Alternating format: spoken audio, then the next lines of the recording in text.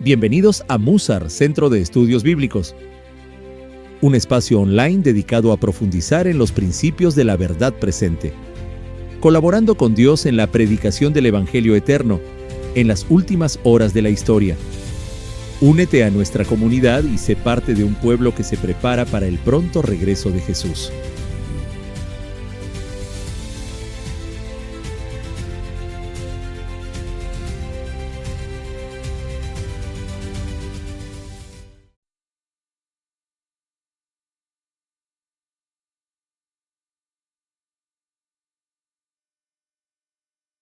Una vez más, les saludamos en el nombre del Señor Jesucristo. Les damos la bienvenida a la clase número 4 de este curso de hermenéutica bíblica.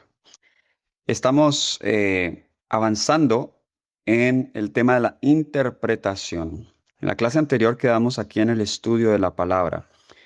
Ahora, la teoría que les he dado hasta ahora, en un momento la voy a aplicar. Les voy a mostrar cómo se hace lo que hemos hablado, cómo se aplica al texto bíblico. Bien, dijimos que en el último paso para hacer la interpretación debemos abordar las preguntas esenciales restantes como el estudio de la palabra y figuras retóricas. Note que estamos yendo de lo general a lo específico. Usted quiere buscar la palabra que le interesa, una palabra clave que no es clara, pero que es importante en su pasaje. Luego usted quiere buscar el significado en el idioma original. Ahora, usted no necesita saber hebreo o griego para esto. Si lo sabe, pues mucho mejor. Pero hoy tenemos muchas herramientas como concordancias o léxicos que nos ayudan. Logos es un software muy bueno. De hecho, Logos usted lo puede descargar y es gratuito. Tiene algunos recursos gratuitos. Luego otros recursos hay que comprar. Pero al menos los básicos que usted necesita son gratuitos. Accordance es igual. O está el Blue Letter Bible. Esto puede ser una aplicación o también hay una página web donde usted puede usarla. O eSword. eSword también es un buen recurso. En estos recursos usted puede encontrar lo que significa una palabra en su idioma original, griego. Recuerden que el griego es en el Nuevo Testamento o el hebreo es el Antiguo Testamento. Cuando usted encuentra el significado de esa palabra, normalmente usted va a ver que hay un número al lado de la palabra. Ese numerito es el número Strong, la concordancia Strong. Ese número es importante cuando usted encuentre el significado de la palabra, porque hay veces que las palabras tienen la misma raíz, pero cambian y puede cambiar su significado. Entonces, si usted quiere asegurarse de que el número Strong de la palabra es, cuando usted busque la definición de palabra, es la palabra que usted necesita y no es otra palabra. Entonces, defina la palabra. Diccionarios bíblicos, léxicos, le van a ayudar para esto. El Badak es uno muy bueno, pero claro, está solo en inglés. No sé si hay uno en español. Para las palabras del Nuevo Testamento. Y el Halot es muy bueno para las palabras en el Antiguo Testamento en hebreo. Ahora, usted puede que no tenga estos recursos, no se preocupe. Hay algo que todos pueden hacer y es el uso en el contexto. Es decir, muchas veces, aunque usted no tenga un diccionario, el mismo texto le va a usted qué significa esa palabra en particular. Déjenme darles un ejemplo, aunque les dije que le iba a dar un ejemplo de Hebreos, pero en este caso les voy a dar otro ejemplo para este punto en particular. El libro de Colosenses, capítulo 1. Ahí tenemos un pasaje un poco complejo, difícil de entender, que es el pasaje de Jesús, quien se presenta como el primogénito de toda la creación, ¿ok? Y algunas personas pues batallan con este texto. ¿Qué significa que Jesús es el primogénito de toda la creación? Noten acá. Vamos a explicar este método del estudio de la palabra. Este punto analiza el uso y el contexto, ¿ok? Versículo 15, capítulo 1. Cristo es la imagen de Dios invisible, el primogénito de toda la creación. porque en él fueron creadas todas las cosas, las que hay en los cielos, las que hay en la tierra, visibles e invisibles, sean tronos, sean dominios, sean principados, sean potestades. Todo fue creado por medio de él y para él. Y él es antes de todas las cosas, y todas las cosas en él subsisten. Él es también la cabeza del cuerpo, que es la iglesia, y él es el principio, el primogénito entre los muertos, para que en todo tenga la preeminencia. Usted lee este pasaje, usted no sabe hebreo, usted no sabe griego, usted no tiene estos diccionarios, no sabe cómo usarlos, no se preocupe. Busque qué palabras en el pasaje le ayudan a entender esa palabra en específico. Usted tiene que evitar la tentación de definir una palabra con el significado actual. Recuerden, las palabras cambian su significado a lo largo de los años y el tiempo. El Nuevo Testamento fue escrito hace aproximadamente casi 2000 años. Entonces no podemos asumir que primogénito siempre va a significar el primero en haber nacido. No podemos asumir eso. Entonces, sin buscar ningún significado original de la palabra, este pasaje, ¿qué palabras claves en el pasaje arrojan un significado a la palabra primogénito? Número uno, nótese que el primogénito está asociado con la creación. ¿Ok? Dice primogénito de toda la creación. No dice primogénito de todo lo creado, es importante. Si dijera primogénito de todo lo creado, pues es más difícil, porque dice, bueno, si es el primogénito de todo lo creado, entonces él fue creado también. Pero no dice eso, dice de toda la creación. O sea que la creación tiene que ver con su rol como primogénito. Y eso lo explica el versículo 16, porque en él fueron creadas todas las cosas. Es decir, lo primero que aprendo del primogénito es que, de acuerdo al versículo 16, el primogénito se le llama primogénito porque él es el creador. Versículo 16. Todas las cosas, lo que hay en los cielos, incluso los tronos, dominios, es decir, los ángeles, todo fue creado por él. Versículo 17. Y él es antes de todas las cosas, y todas las cosas en él subsisten. Es decir, que este primogénito no es el primero en haber nacido, porque aún antes de que todas estas cosas fueran creadas, él ya estaba. Eso es lo que nos dice el versículo 17.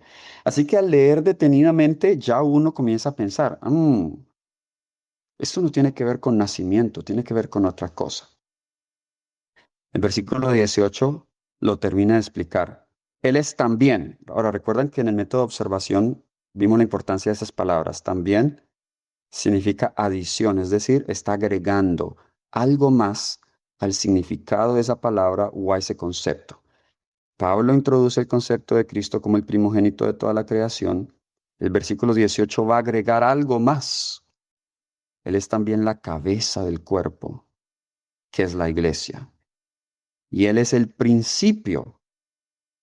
Y otra vez aparece la palabra primogénito entre los muertos. Entonces, ¿cuáles son las 3 palabras o 4 palabras sinónimas en este pasaje? Primogénito, creador, cabeza y principio. ¿Sí ven? Entonces, ¿qué significa que Cristo es el primogénito? Significa que Él es la cabeza. Y hay una quinta palabra. Al final del versículo 18 dice, para que en todo tenga la preeminencia. La preeminencia. Entonces, primogénito, creador, cabeza, principio, preeminencia, todo está hablando de lo mismo. ¿Cómo es Jesús el primogénito? En la Biblia no todos los primogénitos tenían la preeminencia. Por ejemplo, estamos hablando de los primogénitos literales. Esaú y Jacob. Jacob fue el que tuvo la preeminencia. Los hermanos de José. Vemos que José tuvo ahí la preeminencia.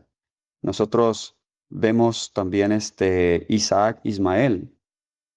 Isaac tuvo la preeminencia. Entonces, Cristo es el primogénito no por orden de nacimiento, porque él no tuvo inicio. Cristo es el primogénito porque él tiene la preeminencia. ¿Y qué le da esa preeminencia? Que él es el creador, que él es la cabeza del cuerpo, que es la iglesia, que él es el principio, es decir, el iniciador de todo lo creado. El versículo 18, de hecho, nos deja claro que no está hablando ni siquiera de orden, porque dice que él es el primogénito de los muertos. Pero Jesús no fue el primero en haber resucitado, fue Moisés. Entonces, de nuevo, otra evidencia más que primogénito aquí no tiene que ver con el primero en orden, tiene que ver con la preeminencia. Es decir, Jesús es el primogénito entre los muertos porque es en méritos a su resurrección que todos, aún los que resucitaron en el Antiguo Testamento, pudieron haber resucitado. ¿Ok? Fue solo por lo que Él hizo. Jesús es el centro. Cuando usted va y estudia este pasaje en el idioma original, prototokos es la palabra en griego, tiene dos significados. O el primero en haber nacido, pero también el que tiene preeminencia, el importante, el chief. Así que vemos que nuestro estudio contextual está más en armonía con, con ese significado. Entonces yo normalmente, aunque lo coloqué acá primero el idioma original, primero, normalmente esto no es un orden que deben seguir específico, porque es bueno primero ir al contexto, eso usted ya lo ha hecho, en la observación, y el contexto le va a determinar qué significado en la Biblia o qué significado en el idioma original es el que mejor encaja el contexto. ¿Sí me están entendiendo? Por ejemplo, si la palabra, le voy a dar un ejemplo de un símbolo, el símbolo del león. El símbolo del león en la Biblia puede significar el diablo, puede significar a Jesús, el león de Judá, puede significar la tribu de Judá, puede significar o representar Babilonia también, un león. Entonces, cuando usted lee, digamos, el león en Daniel 7 y el significado que usted más conoce del león es el de Pedro, que Satanás es como león rugiente buscando a quien devorar. Y usted inmediatamente lo aplica a Satanás, pues ahí vamos a tener algunos problemas. Sí, aunque Satanás está detrás de esas bestias, pero cada bestia representa un reino específico, al significado que mejor encaja en el contexto de Daniel es un reino, no es Satanás ni es Jesús en ese caso. Estamos entendiendo lo que estamos diciendo. Lo mismo se aplica con el significado de la palabra. Dijimos, compare las traducciones. Algunas traducciones eh, definen o traducen esa palabra de manera más clara para nuestro idioma. Tenga en cuenta las siguientes figuras retóricas si las encuentra en su pasaje. Esto ha llevado a algunas personas a literalizar todo y tenemos que tener en cuenta que la Biblia sí fue escrita de manera literal, a menos que la Biblia misma le diga a usted cuándo algo ha de entenderse de manera simbólica o retórica. Las metáforas, ¿cuáles son las metáforas? Son comparaciones. Cuando se sustituye un término real por uno imaginario para resaltar una cualidad. Por ejemplo, David habla de Dios como roca, sol y escudo. Sabemos que Dios no es que sea una roca literal, pero como es roca, porque es mi sombra, porque es fuerte, porque es dura. El símil es muy similar a la metáfora, pero el símil usa los elementos o las palabras como o se parece. Por ejemplo, en Lamentaciones 3:10 dice, porque fue para mí como oso que acecha. Sí, ahí vemos, se compara a los enemigos de Israel como oso que acechan. Ese es un símil. Se compara a un animal. La hipérbole son exageraciones, como cuando Jesús dijo arrancarse el ojo, cortarse el brazo. De hecho, hay una historia en una escuela misionera donde un joven literalmente hizo esto. Tomó tan literal la escritura que él tomó y él se cortó con un machete el brazo. El director de la institución llegó cuando se estaba desangrando, le alcanzaron a salvar la vida, lo llevaron al hospital, porque él quería hacer la voluntad de Dios y en sus brazos pues tenía tatuajes. Y él esos tatuajes ya no los quería, le traía malos recuerdos. Así que él leyó el texto de Mateo 5:29 donde dice que si tu mano te es ocasión de caer, pues arráncatela. Y él cogió y se la cortó. Así que, ¿qué le faltó a él? Entender que Jesús estaba hablando en hipérbole, está exagerando algo, pero no necesariamente nos está diciendo que tengamos que hacer eso. Es una exageración para mostrarnos que en realidad la entrega a Cristo es dolorosa. Hay que arrancar de nuestra vida cosas que nos impiden llegar al reino. Las alegorías son metáforas continuas, a menudo en parábolas, como la vid y los pámpanos en Juan 15.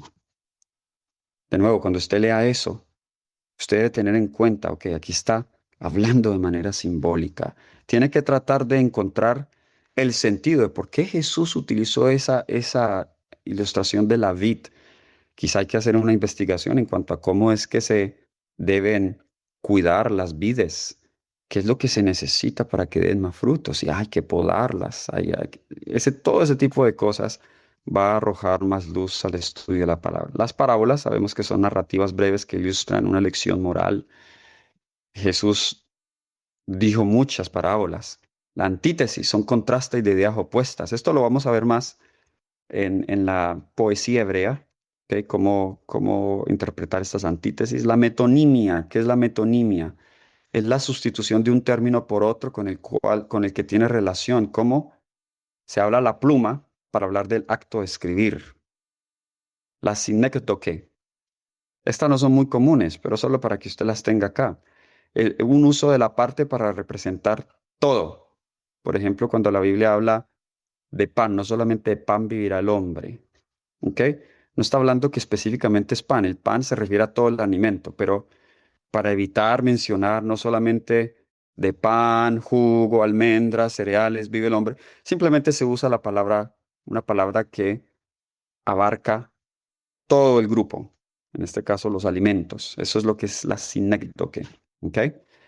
Personificación a veces se le atribuyen características humanas a objetos inanimados, como ejemplo, Proverbios habla de la sabiduría clamando en las calles, ¿ok? Pero sabemos que la sabiduría es una cualidad, mm, pero se personifica acá, la prosopopeya también se le llama. La ironía es el uso del lenguaje para dar a entender lo contrario, como cuando Elías se burla de los profetas de Baal.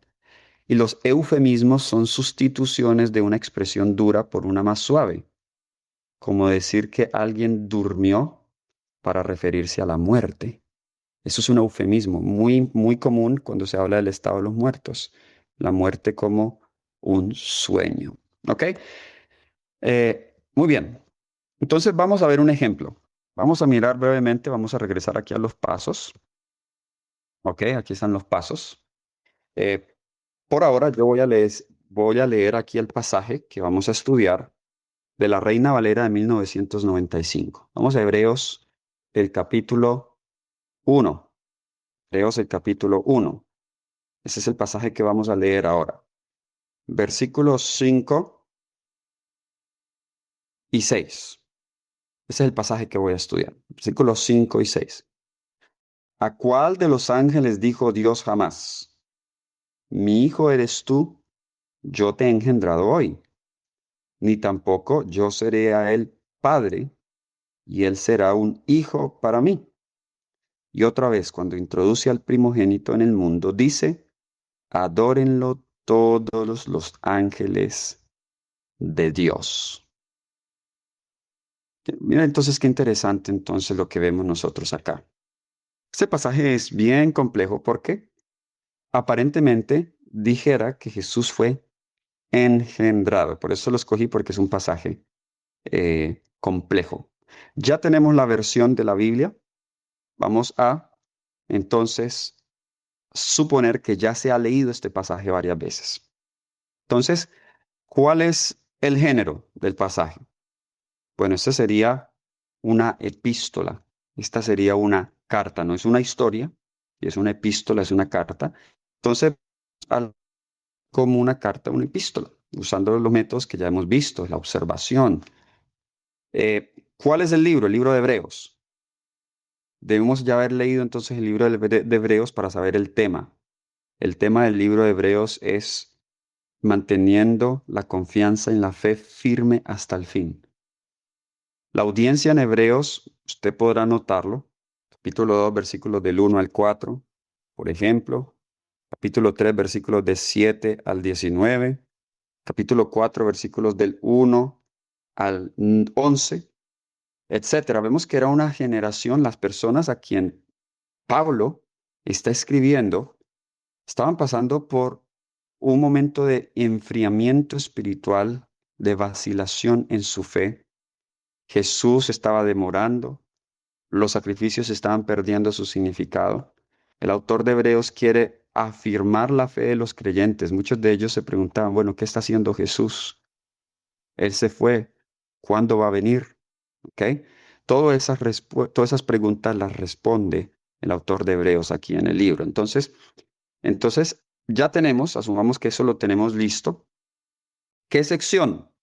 Bueno, estamos en la primera sección del libro donde se habla de la eh, superioridad del Hijo. ¿Ok? Estamos hablando de cómo Jesús en el capítulo 1 es mejor que los ángeles, superior a los ángeles, pero en el capítulo 2 Jesús es superior a Adán, es el mejor hombre.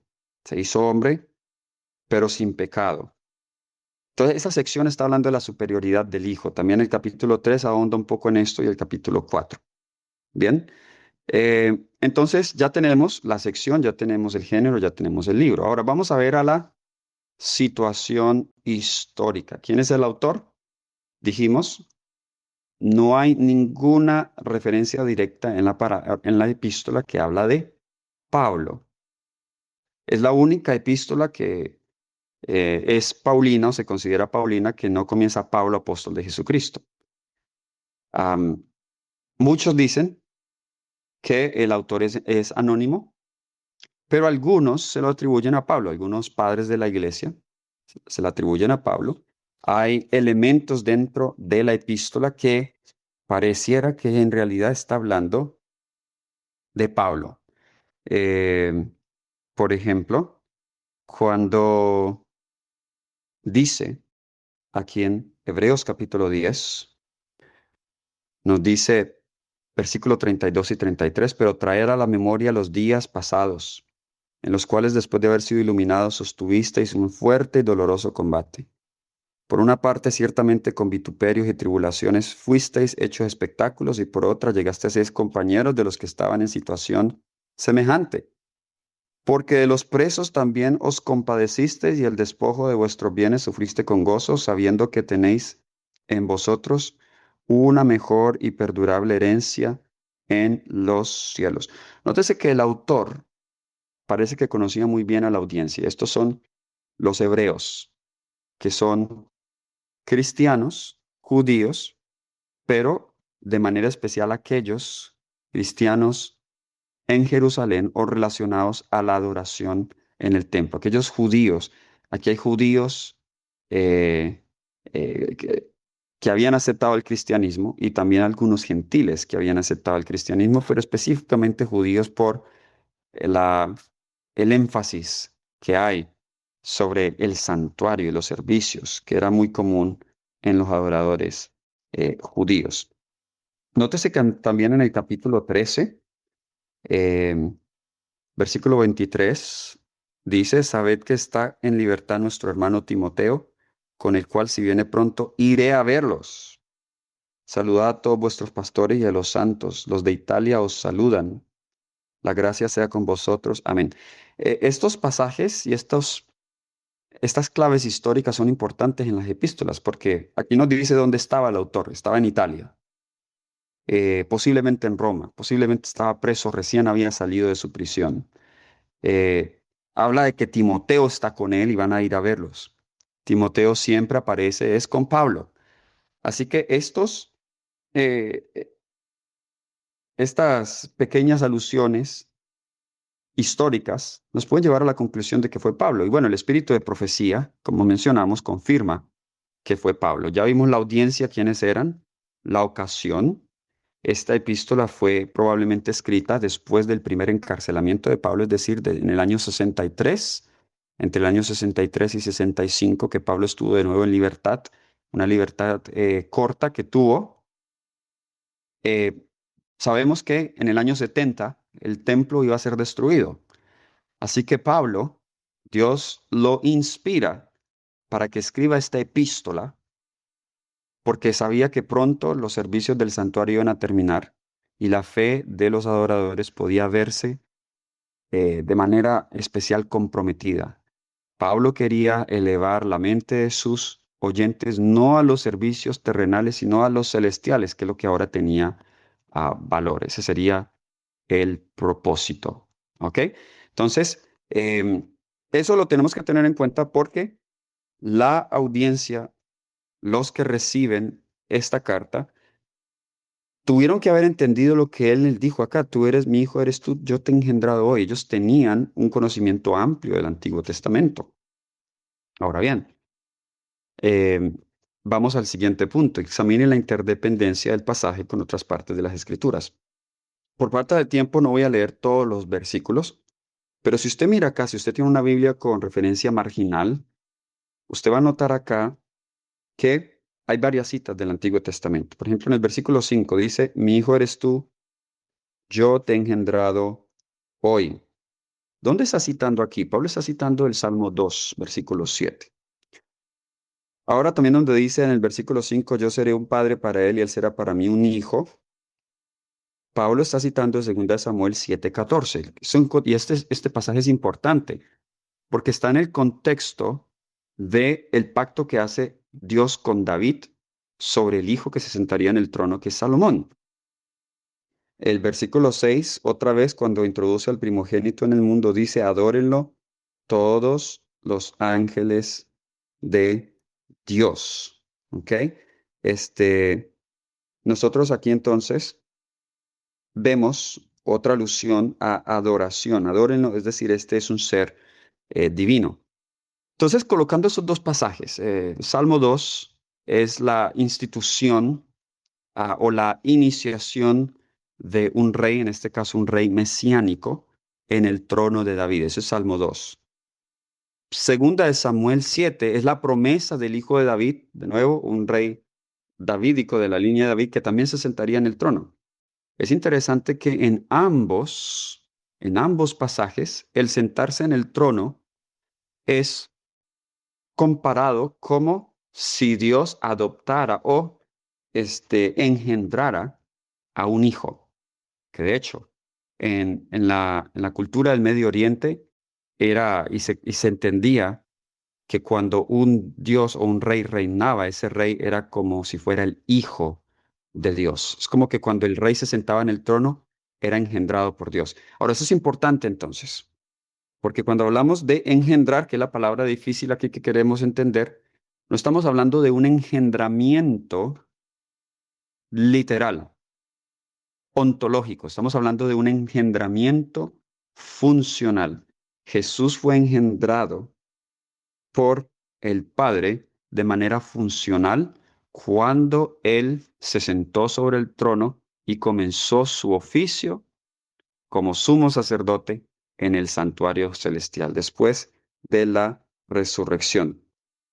Ayuda mucho leer el libro de Hechos, el capítulo 13, el versículos 11 al 14, donde se interpreta el Salmo segundo y se dice que esto se cumple cuando Jesús resucita y se sienta en el trono del Padre. Así que, qué interesante. Noten que, a diferencia de muchos como los testigos de Jehová y otros que interpretan este pasaje para decir que Jesús fue creado o fue engendrado, la Biblia no habla de tal cosa. Esto, en el contexto inmediato del primer siglo, basado en profecías del Antiguo Testamento, porque eso es lo que arroja luz a lo que Pablo está hablando aquí, se habla es de un engendramiento funcional, es decir, un nuevo rol que Jesús ahora está tomando, y en el contexto de Hebreos es en el santuario celestial.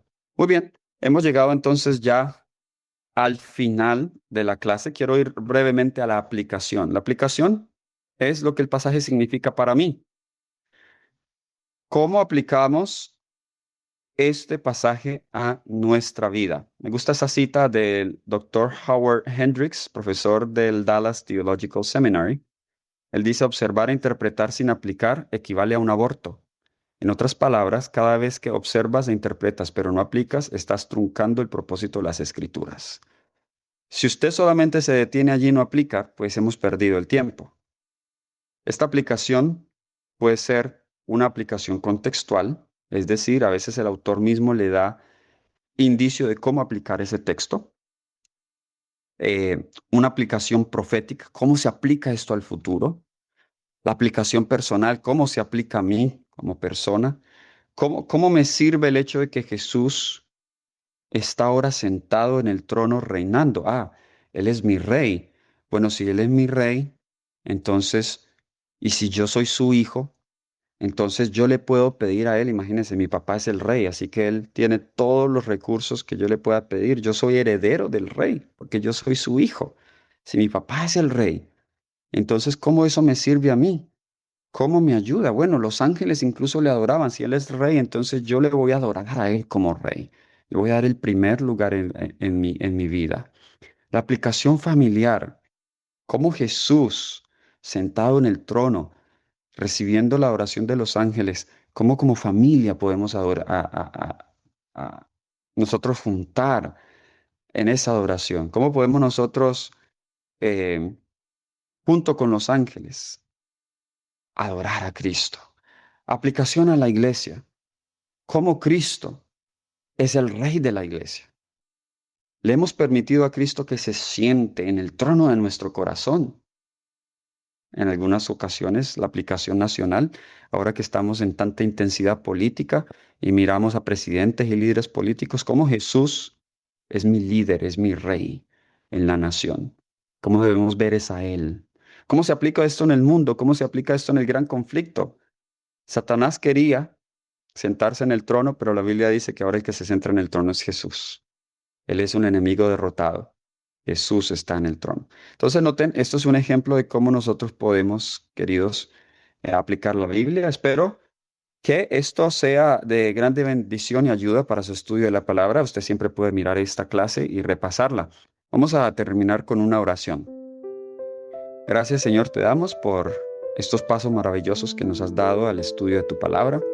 Pedimos, Señor, que nos ayudes a interpretarla, a aplicarla de manera especial a nuestras vidas, que podamos conocer mejor a Jesús y podamos nosotros, Señor, hacer tu voluntad en todo. Todo esto lo pedimos en el nombre de Jesús. Amén.